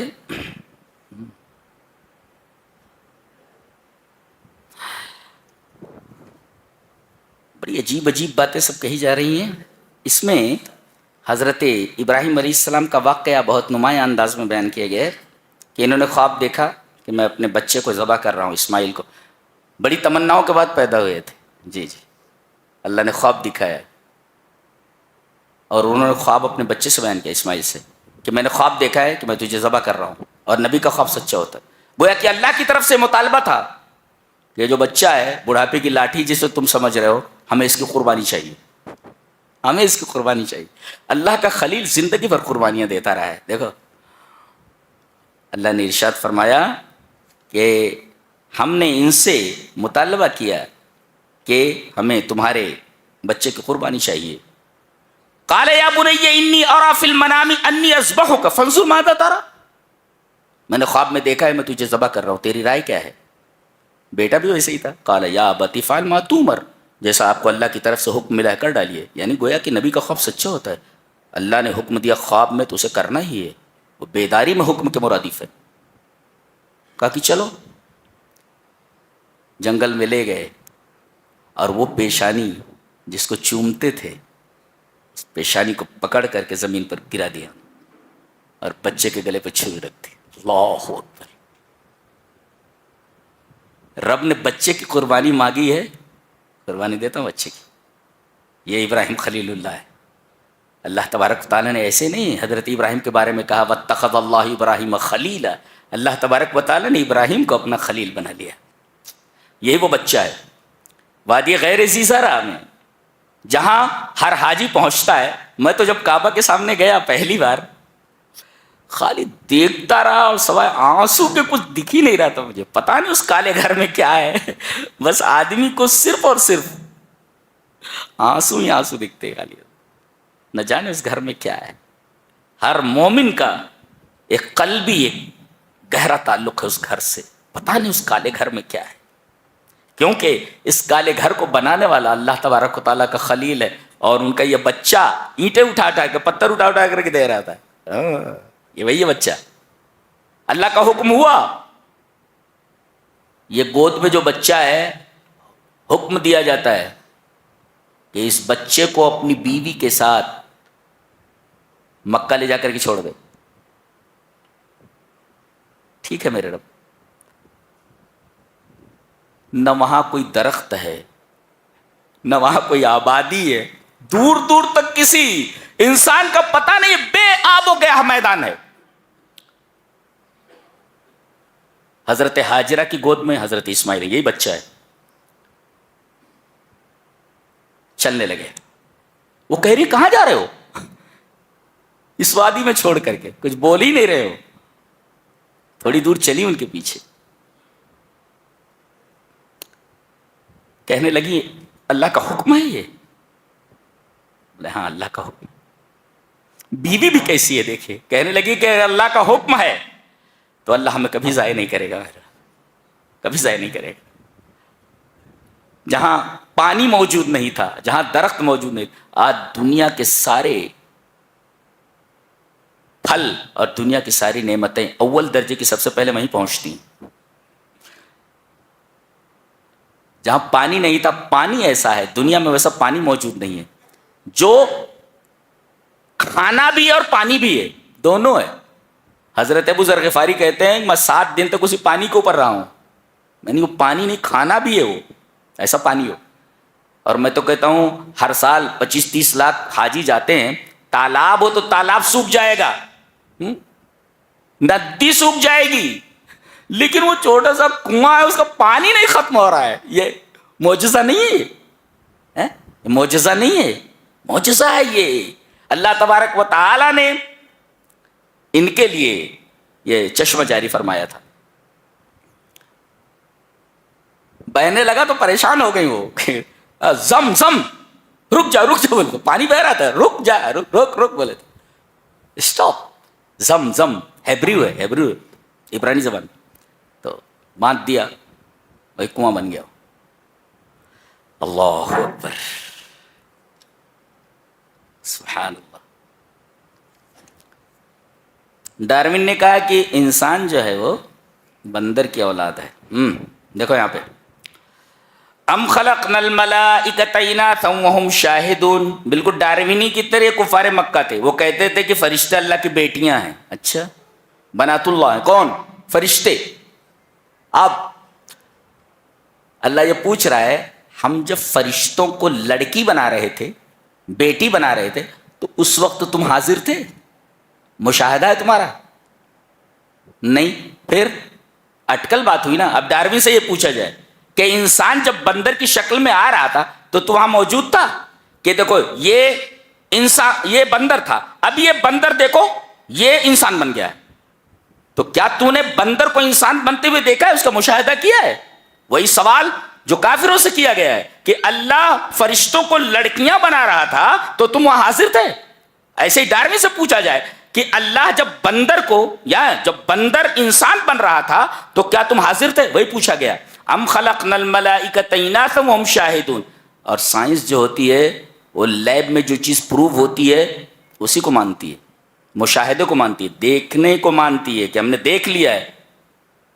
تو یہ تو عقلی بات ہے. اب مشاہداتی چیز تو ہے نہیں، مشاہداتی چیز ہے ہی نہیں. ہے ڈارون نے دیکھا نہیں کہ یہ بندر دیکھو یہ انسان بن رہا ہے، نہیں دیکھا اس نے.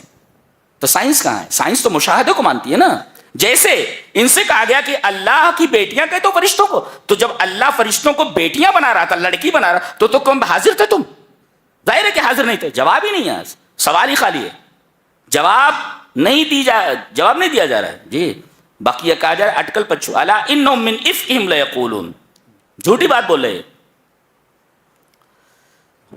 آگے سورہ صاد ہے. سورہ صاد میں نمایاں طور پر 3 پیغمبروں کا تذکرہ ہے، حضرت داؤد، حضرت سلیمان، حضرت ایوب. جی نمایاں. حضرت داؤد علیہ السلام نے فیصلے کا ایک ٹائم مقرر کر رکھا تھا کہ جن کو کوئی فیصلہ کروانا ہو فلاں ٹائم پر آئیں، اور کچھ عبادت کے لیے وقت مخصوص کر رکھا تھا. اب عبادت کا وقت تھا، کچھ لوگ دیوار پھاند کر اندر آ گئے. تصور المحراب، باؤنڈری کراس کر کے کود کر کے اندر آ گئے. بتقاضۂ بشریت انہوں نے دیکھا تو ڈر گئے، یہ کیسے آ گئے؟ دروازے سے آنے کے بجائے دیوار کود کر آئے. گھبرا گئے. کہا کہ گھبرائیے نہیں، ہم لوگ ایک مقدمہ لے کر کے آئے، فیصلہ کرنا ہے. وَهَلْ أَتَاكَ نَبَأُ الْخَصْمِ إِذْ تَصَوَّرُوا الْمِحْرَابَ. دیوار پھاند کر آ گئے، محراب کی دیوار پھاند کر. اِذْ دَخَلُوا عَلَىٰ دَاؤُدَ فَفَزِعَ مِنْهُمْ. داؤد کے پاس گھبرا گئے. فضا مانے گھبرا گئے. قَالُوا لَا تَخَفْ. ارے بھائی ڈرا کیوں دیے بھائی؟ لا تخف بولے تو ڈونٹ بی اسکیئرڈ آف اس. قَالُوا لَا تَخَفْ، ڈرو نہیں. ایک مقدمہ ہے ہمارا. کیا؟ یہ میرا بھائی ہے اور یہ میں ہوں.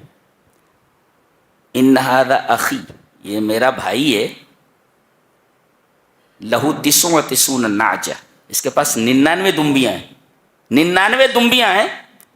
ولی نعجۃ واحدہ، میرے پاس ایک دمبی ہے. اب یہ 99 کو 100 بنانے کے چکر میں کیا کہہ رہا ہے یہ؟ فقال اکفلنیھا وعزنی فی الخطاب، کہ اسے میری کفالت میں دے دے. یعنی یہ 99 جو میرے پاس دمبیاں ہیں 100 پوری ہو جائے. اور بہت چرب زبانی کے ساتھ مجھ سے بات کرتا ہے. حضرت داؤد علیہ السلام نے بغیر فریق ثانی کی دلیل سنے ہوئے فیصلہ کر دیا اس کے حق میں. مدعی کے حق میں فیصلہ کر دیا، مدعا علیہ کی بات سنے بغیر. کہا کہ تم ظالم ہو.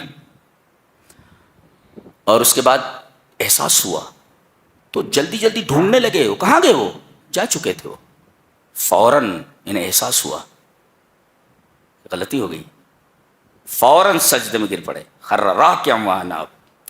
تو صالحین کے طریقہ یہ ہے کہ جب بھی کوئی غلطی ہو جاتی ہے تو وہ اللہ کی طرف مڑتے ہیں اور اپنی اس خطا کی معافی مانگتے ہیں اور اپنے اس خطا کے اوپر نادم ہوتے ہیں. صالحین کا یہ طریقہ ہے.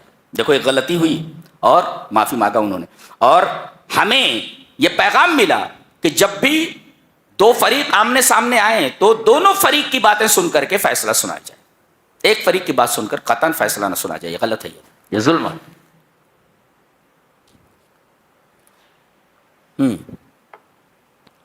اس کے بعد حضرت داؤد علیہ السلام کے بعد حضرت سلیمان علیہ السلام جو ان کے بیٹے ہیں, ان کا کہہ رہے ہیں کہ ان کو اعلائے کلمت اللہ کے کلمے کو بلند کرنے کے لیے گھوڑے تیار رکھتے تھے. ہمیشہ گھوڑے تیار رکھتے تھے اور گھوڑوں سے بڑی محبت تھی. محبت صرف اللہ کے لیے تھی, گھوڑوں سے بھی محبت اللہ کے لیے تھی. اس لیے کہ ان گھوڑوں پر سوار ہو کر کے اپنے لشکر کے ساتھ وہ اللہ کا پیغام پہنچانے کے لیے لوگوں تک جاتے تھے.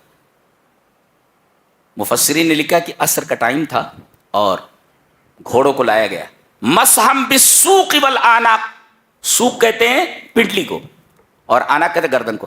تو گردن اور پنڈلی کو سہلانے لگے. گھوڑے بڑے خوبصورت تھے, صافنات الجیاد, عمدہ قسم کے گھوڑے,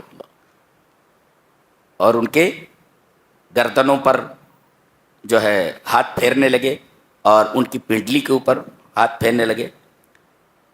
دیکھتے دیکھتے نماز کا وقت چلا گیا. انہیں احساس ہوا یہ کیا ہو گیا, میں ان گھوڑوں میں اتنا مشغول رہا کہ نماز چلی گئی. فوراً حکم دیا کہ یہ تو تمام گھوڑے جن کو میں بہت زیادہ پسند کرتا تھا ان سب کو ذبح کر دیا جائے. ذبح کر کے ان کا گوشت لوگوں کو ہدیہ کر دیا گیا. پتہ یہ چلا کہ جو اللہ کے لیے کسی چیز کو چھوڑ دے, من ترک شیئا للہ, جو آدمی اللہ کے لیے کسی چیز کو چھوڑ دے تو اللہ تعالیٰ اس کے بدلے میں اس سے بہترین چیز عطا کرتا ہے. تو کیا ہوا, گھوڑوں کو ذبح کر دیا. اللہ نے ایسا تخت عطا فرمایا جو آج کوئی ہوائی جہاز بھی اس کا مقابلہ نہیں کر سکتا. تخت عطا فرمایا اور ہوا کو ان کے تابع کر دیا. ہوا کو تابع کر دیا. فسخرنا له الريح, ہم نے ہوا کو مسخر کر دیا. ان کے تخت کو جہاں یہ چاہتے لے جاتی. پلین کریش ہو جاتے ہیں, لیکن یہ پلین ایسا تھا جس کے کریش ہونے کا سوال ہی پیدا نہیں ہوتا, اس لیے کہ اللہ نے فرمایا ہم نے ہوا کو ان کے تابع کر دیا تھا. ہوا پوری کی پوری اس پائلٹ کے تابع میں تھی حضرت سلیمان علیہ السلام کا. فسخرنا له الريح, ہم نے ان کے لیے ہوا کو مسخر کر دیا تھا. تو دیکھو گھوڑوں کو جس پر سوار ہو کر کے یہ اللہ کا پیغام پہنچانے کے لیے جاتے تھے, اس سے تیز رفتار سواری ہوائی جہاز دے دی, تخت دے دیا تو ہوا کے اوپر اڑتا تھا. اس کی رفتار بھی بتائی گئی, تیز رفتار ہے. پھر اس کے بعد حضرت ایوب علیہ السلام کا واقعہ بیان کیا گیا. ان کو بہت کوئی بیماری اندر لگ گئی تھی, تڑپتے تھے اور کہتے تھے مسنی الضر وانت ارحم الراحمین, میرے رب مجھے بیماری لگ گئی ہے. یہ بھی نہیں کہتے تھے اللہ اس بیماری کو دور کر دے, ایسا بولتے تھے کہ مجھے بیماری نے چھو لیا ہے میرے رب اور تو ارحم الراحمین ہے. 18 سال تک اس بیماری میں مبتلا رہا ہے یہ نبی, 18 سال تک, اور اتنا صبر کیا ہے کہ آج صبر ایوب ایک استعارہ ہے کسی صابر آدمی کے لیے. کہتے ہیں اس کا صبر تو صبر ایوب ہے, محاورہ بن چکا ہے. اللہ تبارک تعالیٰ نے خود فرمایا انا وجدناہ صابرا نعم العبد, ہم نے ایوب کو صابر بندہ پایا. دیکھو بیماری دینے والا وہی, صبر عطا کرنے والا بھی وہی, اور صبر کے اوپر تعریف کرنے والا بھی وہی. کمال ہے. تو ساری چیزیں تو اللہ ہی کی. بیماری کس نے دی؟ اللہ نے. صبر کس نے دیا؟ اللہ نے. اور صبر پر تعریف کرنے والا کون؟ اللہ. جی اللہ نے فرمایا صبر کر لیے نا, اب دیکھو تمہیں کسی ڈاکٹر کے پاس جانے کی ضرورت نہیں. جی ارکس برجلک ھذا مغتسل بارد و شراب، اپنا پیر مارو، پیر مارتے ہی چشمہ پھوٹ پڑا، کہا کہ اس کے پانی سے نہاؤ، اس کا پانی پیو، ٹھیک ہو گئے وہ، جی جی ٹھیک ہو گئے، کسی ڈاکٹر کے پاس جانے کی ضرورت نہیں پڑی، کہا کہ اپنا پیر مارو، خود ہی پر خود ڈاکٹر بن گئے وہ اپنی بیماری کے، یہی تو ہوا۔ آج دیکھو علاج اور دعا میں کیا فرق ہوتا ہے، علاج اور دعا میں کیا فرق ہوتا ہے۔ لاکھوں لوگ اپنی بیماری پہ اوپر، کتنے مریض ہیں، کتنے بیمار ہیں جو اپنی بیماری کے اوپر لاکھوں روپیہ خرچ کرتے ہیں اور انہیں شفا نہیں ملتی، اور کتنے مریض ایسے ہیں کہ یئس منہ الطبیب، ڈاکٹر نے جواب دے دیا ہے لیکن انہوں نے دعا کی، اللہ تبارک و تعالیٰ نے ان کی اس بیماری کو دور کر دیا۔ یہ فرق ہے دعا میں اور دوا میں، جو چیز دوا سے ٹھیک نہیں ہوتی وہ دعا سے ٹھیک ہوتی ہے۔ اور انشاءاللہ ہمارا اگلا عنوان جمعہ کا موضوع ٹاپک وہی دعا ہے۔ اللہ ہمیں نیک عمل اور اچھی سمجھ کی توفیق عطا فرمائے۔ وآخر دعوانا ان الحمد للہ رب العالمین۔